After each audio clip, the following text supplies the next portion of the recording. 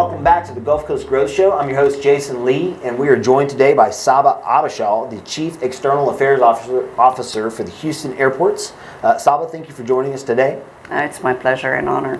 And we were gifted Saba's information by a good friend of ours named Bruce Mann, and she's here to join us today to talk a little bit about human trafficking. We've touched on it a few times, but this is a great platform and a great show to get the word out. And she's in a great position, almost crafted into a position that she was designed for to help spread the word. And so, Saba, we're going to hit on a few talking points and maybe bring some awareness to the subject today, but just so people can kind of better understand your platform, where you came from, and what brought you here today. Tell us a little bit about your background. Originally from Ethiopia, have been in Houston, which I call my home, for the last almost 40 years. So I've lived here most of my life. I call myself an Ethio-Texan, and I have the privilege of working for the fourth largest city in the United States, Houston, Texas. Right, and you know what I love about Houston in and of itself is I would say that we're probably one of the more diverse cultural platforms in the world. I worked in the health club industry before this, and I worked literally on every side of Houston, every culture of Houston, and I think it really is a melting pot. But it's also a hub, right? Yes. And it's a hub for a lot of bad stuff as well, and that's what we're going to kind of tackle today, because it's almost like a perfect place as well for a lot of bad stuff to come in and out, because we are a platform for that, right here in the corner of our region. So today's about human trafficking and awareness. So I want to make sure that we open the show to really give you a platform to educate our audience on just what's happening and what's taking place. So tell us a little bit about human trafficking and kind of the awareness awareness that you want to bring to our audience today. You know, Jason, you said something very important and sadly very true about the statistics. Houston, yes, is a very diverse city, and we're very proud of everything that goes on. But it's also, unfortunately, according to the DOJ, that it is one of the hotspots for human trafficking. And Texas as a whole is one of the top offenders. And from within Texas, Houston is at the top of that list. Oh. That is very troubling, because usually we talk about how Houston is very diverse. We've got, we're the energy capital of the world, we're the space capital of the world, but unfortunately for us, we're also one of the capitals for human trafficking. Hence why we have to be very vigilant about it. Yeah, and it's kind of a blessing and a curse, because we have such a great atmosphere for people to come from all different parts of the world, get into our state, get into our nation, and create opportunities for themselves and build a future and build a life.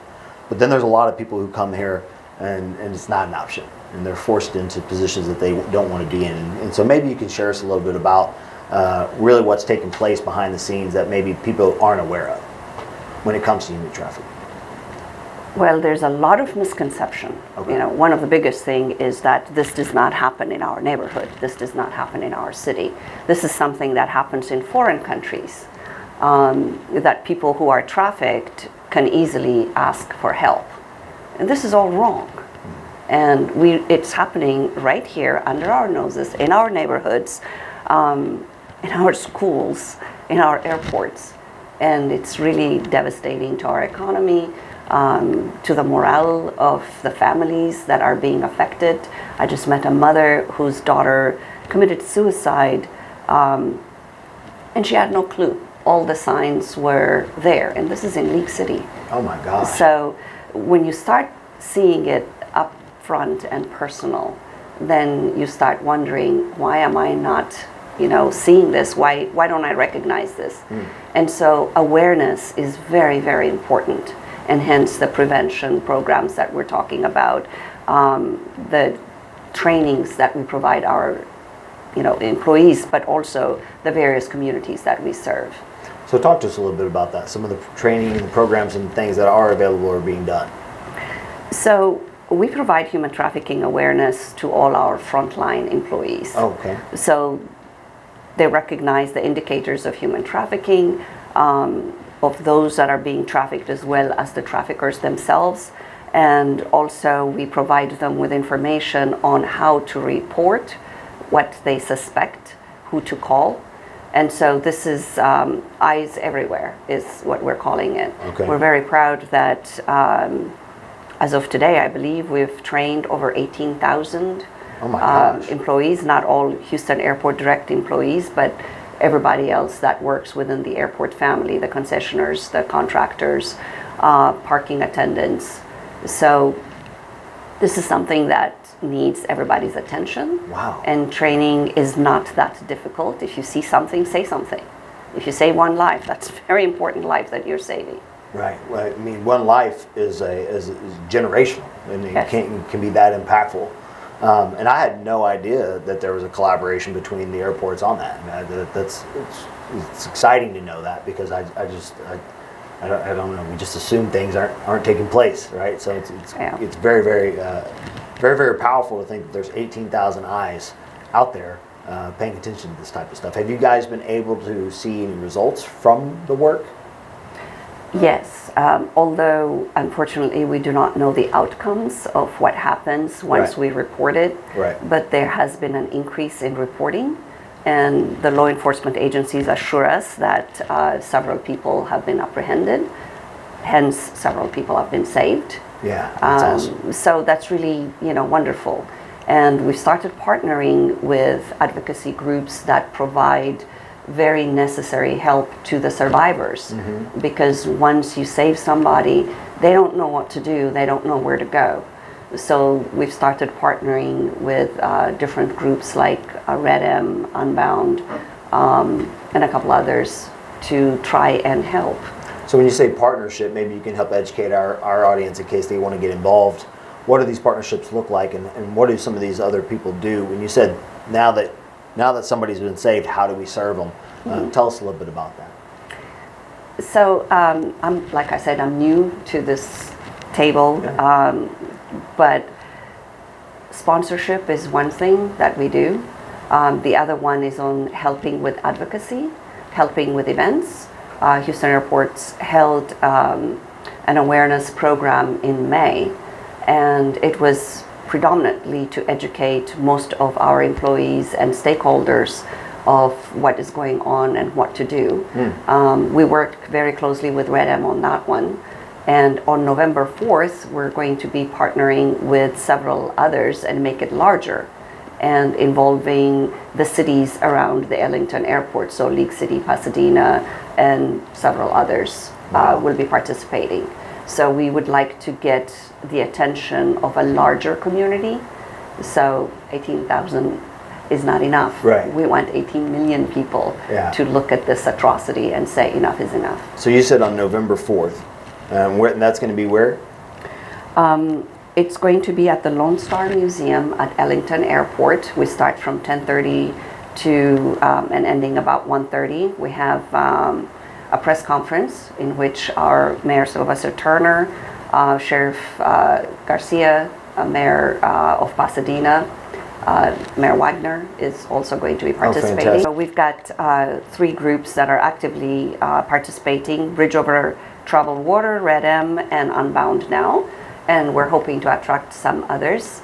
We're hoping that the community will come out and see what's going on and hear firsthand from survivors. Right. And also hear from law enforcement agencies to know what to do when you suspect something like this. And also from several people who are experts in anti-trafficking initiatives, so they can teach us what to do and when we see one and how to recognize it. So it's a very educational event, and we'll have barbecue for everybody. So please come have lunch, listen to the speakers, and meet some of the survivors and see what this does to one. You can tell you've been in Texas for 40 years because you knew to plug the barbecue. That's how she's become a native. She's like, I am an Ethio-Texan. If I just mention the barbecue, they'll be there. So you talked about a couple of things that I peeled back from what you just said, and you said, well, how to see or how to observe. And so I always want to use our platform to create good, and we want to be part of that 18 million people by hopefully putting this episode in somebody's hand and then maybe striking a chord in their heart that would make them pay attention to this. What are things that we can be aware of or that we can be cognizant of, maybe even with our own children or with people that are around us, in our local communities that might serve as signs that this stuff is taking place? Again, one of the misconceptions that trafficked people are abducted from their homes, kept somewhere else, and abused. That is very true. But sometimes it happens in real life. I was talking to several mothers that had suffered from their children being trafficked. None of them were abducted. Oh my God. And it was like if your daughter comes home, you know, with a brand new Gucci purse and which you didn't pay for, I think you should be a little bit more suspicious. If they suddenly have a boyfriend or a dear friend that is a little bit too attentive and very generous and kind, the traffickers are not dirty old men, excuse me to use that phrase. They're not. They're young, they're sophisticated, and they use influencing tactics to make these, you know, young girls rely on them. And so it's really sad. Yes, there are some that are forced, but there are some that are being trafficked real time. We had a survivor tell us that she was trafficked through our airports at the age of 10. She would leave on a Friday, and by Monday she's back at her table. I mean, at her school desk. Age 10. Oh, that's horrifying. I cannot tell you how gut-wrenching that is. And yeah, she still had the piece of paper that young travelers unaccompanied use. Wow. Yeah, so it's not, there's no one size fits all. Right. And so I think vigilance and awareness are important. I'm a girl dad, right? And I can tell you that as we all fight that battle, and young adults, especially in today's environment, because of social media and the way that it's wired, that we're wired to seek attention, right? We're wired to want people to observe us and to think highly of us. And so if someone comes knocking at the door and offering me Gucci bags and a cool lifestyle, right, that I can then show off on Instagram and everything else, I'm going to forego perhaps the risk and the dangers that are associated with that. And the only way that we can do that is as parents take a vigilant approach to it, be out in front of it. And then and it's crazy that you mentioned that, because most parents wouldn't think about that, right? We're not thinking, you know, I'm worried that my kid's not going to show up one day, so I'm doing all the vigilance to make sure she doesn't get in cars, doesn't do this, doesn't do that. That's like no-brainers. But what about just the person who's being overly nice and offering too much, right? Like, being cognizant of that. You would never think about those type of things. So if you're paying attention and that horrifies you as much as it horrifies me, again, November 4th, really critical time, really critical opportunity for you to become more aware of it. I know you guys, you kind of have spent a lot of time, again, being new to this. Something kind of registered in your brain after, you know, something triggered or hit in your heart that said, I'm going to take an initiative to this. And you mentioned a few people earlier. Maybe you could share a little bit about some of the people who've influenced you to kind of make this part of your mission.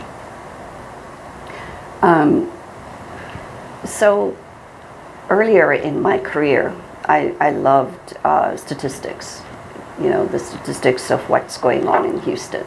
Unfortunately, one of the statistics was the number of gentlemen's clubs that we have here, and how they were making a lot of money during certain conferences. Of course.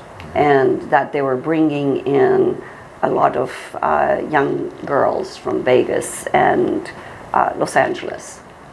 And it never occurred to me that these young creatures, young souls, were not coming here out of their own volition. And also that the perpetrators, because we always talk about traffickers, supply and demand, but nobody wants to talk about the demand. It's the everyday people, you know, they look like you, they look like me.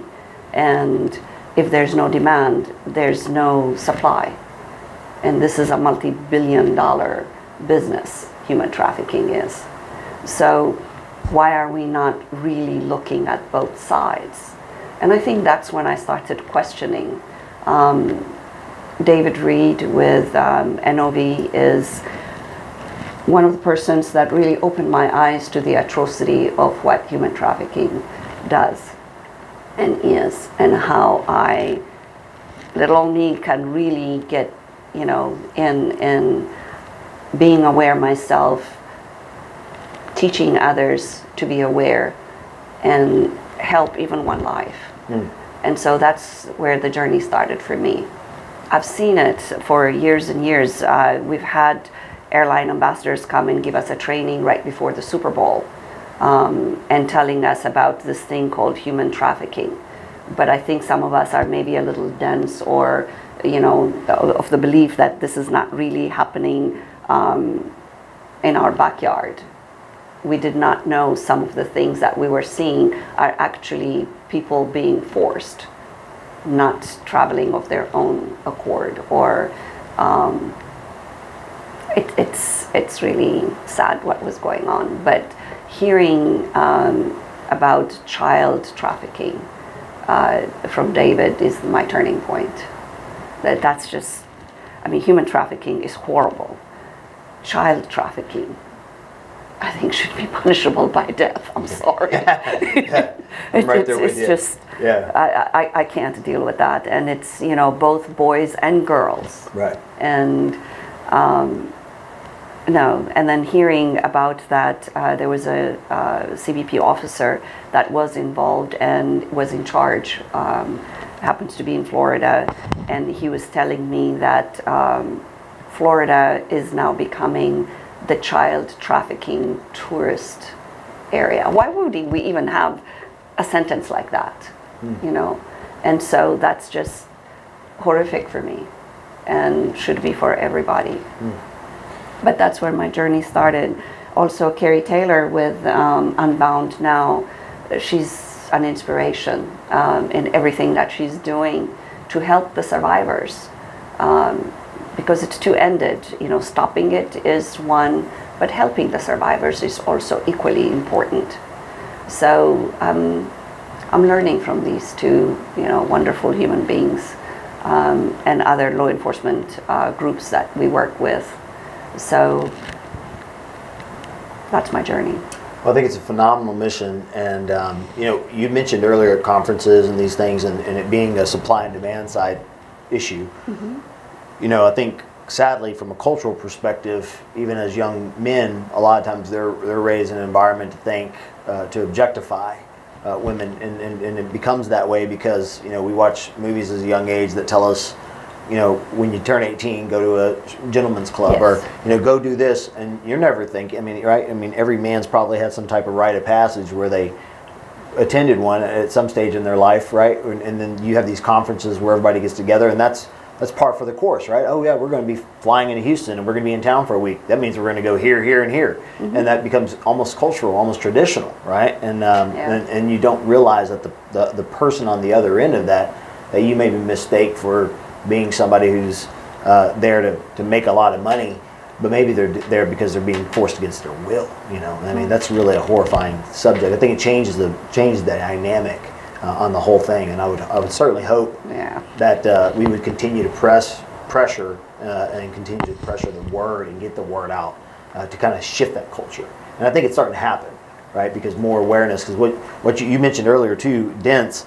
I think a lot of times too, it's like I deal with people's finances all the time, and a lot of times people don't want to face the truth, or they want to kind of look the other way, right? Okay, I'll get to that. I'll eventually start doing. We'll finally get to that. But it isn't until you see and or hear, like you mentioned with Dave and some of these guys who've made it their mission, something that just hits you so hard in the gut that you can't help but think that's just atrocious. That maybe the light bulb goes off, and it's like, we need to get our eyes on this. Yes. Right? Yeah, and it's fantastic that you've seemed to have caught the bug, right? And you're here spreading the word, and I'm thankful for that, especially because you have such a great influential role there at the airport in your ability to go out there and spread, for lack of a better term, a gospel, to go out and serve this and see if we can't put a stop to it, right? And like you mentioned, if you save one life, right? And I tell my daughter all the time. Our church has a mission: is find your one. right? If we can just find one person to help save their life or bring them, into the church, it's the same thing. If you change one person, you're changing their entire trajectory for the rest of their life. That girl whose mom maybe stepped in and maybe they found her, we've gotten her plugged in, her whole life could change, right? Yes. And we're talking versus the one who ended up committing suicide, which is just devastating or heartbreaking. So as we get kind of ready to wrap up the show, is there anything that we didn't capture today or anything that you would like to make sure we, before we get off, that we share with our audience? Well, here's my statement. It's like you have to extend your hand, every one of us. Help us stop trafficking and the victims of this horrible crime. That's my ask. And they're all around us. They're not somewhere in some, precarious part of town. They're in our neighborhood. They're in our schools. And small efforts can result in big impact. So don't underestimate, what you can do. I think together we shall, we shall continue to alarm the sound, or sound the alarm. Yeah. This is where the cut. Together we can.